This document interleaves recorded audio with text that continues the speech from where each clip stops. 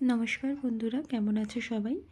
আজকে দেখে নেব পালক পনির ধাবা স্টাইলে বাড়িতে কিভাবে বানানো যায়।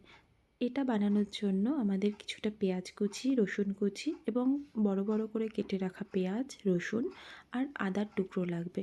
পালং পনির বানানোর জন্য পালং শাকটাকে ভালো করে ধুয়ে আমি গ্যাসে প্রথমে একটু গরম করে ভাপিয়ে নেব।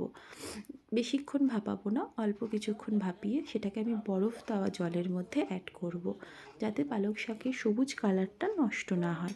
তো তোমরাও চেষ্টা করবে ঠান্ডা জলে অ্যাড করার। এরপরে কড়াইতে কিছুটা তেল দিয়ে আমি গোটা আদা, পেঁয়াজ এবং ৩-৪ কোয়া রসুনটাকে ভালো করে ভেজে নেব। সামান্য কিছু নুন অ্যাড করব ভাজার সময়, যাতে মশলাটা ভালো করে ভাজা হয়ে যায়। মশলাটা ভাজা হয়ে গেলে আমরা এটাকে নামিয়ে ঠান্ডা করব। ওদিকে পালং শাকটাও ঠান্ডা হয়ে গেছে।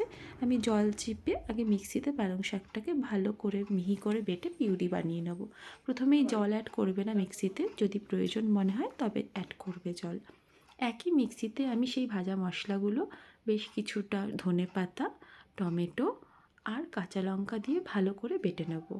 মশলা বাটা হয়ে গেলে আমরা যেই কড়াই প্রথমে ব্যবহার করেছি সেই কড়াইতে আরও বেশ কিছুটা তেল, বাটার অ্যাড করে একটু গরম করে নেব।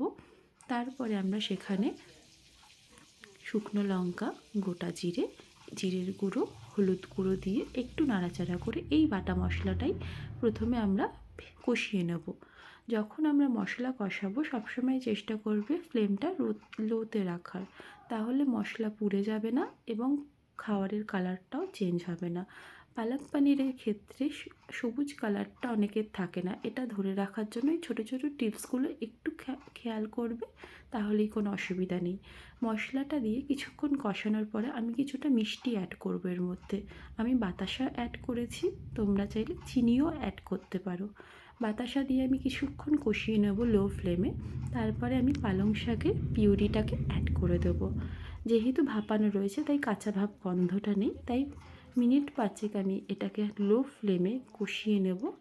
তারপরে আমি কেটে রাখা পনিরের টুকরোগুলো এখানে অ্যাড করব।